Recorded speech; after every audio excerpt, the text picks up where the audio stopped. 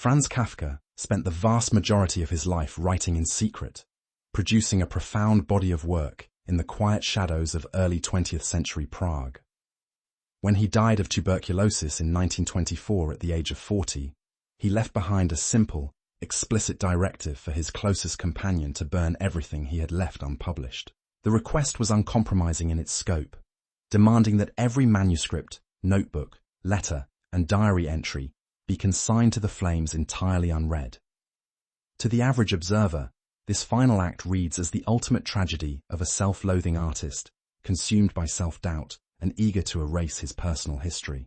Yet the story takes a decisive turn when examining the specific individual Kafka selected to carry out his final request: his lifelong friend, Max Brod.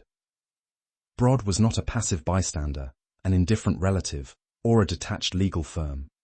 He was Kafka's most vocal literary champion and his fiercest defender.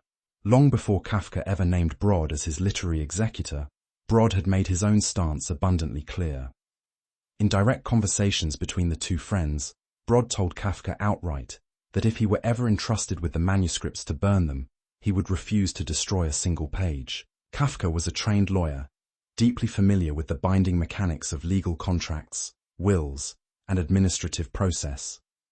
He understood human behavior with an extraordinary level of precision, making it impossible that he simply forgot his best friend's explicit stance on his life's work. Knowing full well that Brod had pledged to preserve every word, Kafka chose Brod as his executor anyway.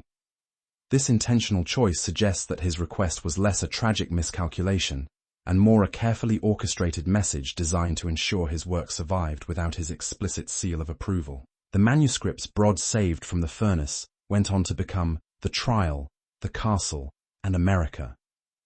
These three unfinished novels redefined modern European literature and fundamentally reshaped how the world understands institutional power, alienating guilt, and the modern human condition. Without Brod's defiance, the world would have lost the very concept of the Kafkaesque, the surreal, bureaucratic nightmare where individuals are caught in incomprehensible systems of judgment.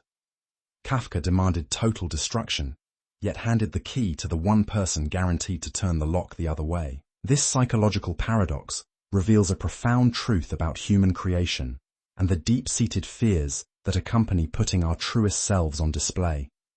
For Kafka, writing was an absolute, almost sacred pursuit, making it impossible for any physical text to live up to the impossible standards in his mind. By labeling his own creations as unworthy or fit only for the fire, Kafka shielded himself from the terrifying prospect of public failure and judgment. Rejecting his own work allowed him to preserve its internal purity, absolving his conscience while quietly delegating its ultimate survival to someone else. The tension between wanting to destroy our creations and needing them to endure is an experience shared by creators across every era. The work that costs us the most emotionally, the writing that lays bare our deepest anxieties and vulnerabilities, is always the hardest to present to the world. Calling one's own creation unworthy acts as a psychological defense mechanism against the overwhelming vulnerability of being seen.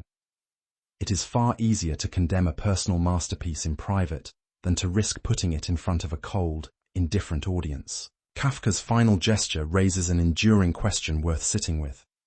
What does it truly mean when the thing we claim we want destroyed is actually the truest, most authentic thing we have ever made? It highlights how human beings routinely seek to bury their most profound insights under the guise of inadequacy. We often mistake our own raw vulnerability for weakness, missing the fact that our most honest work carries the highest value. In the end, Kafka's life demonstrates that an artist's internal self-critic can become too loud to allow them to advocate for their own brilliance.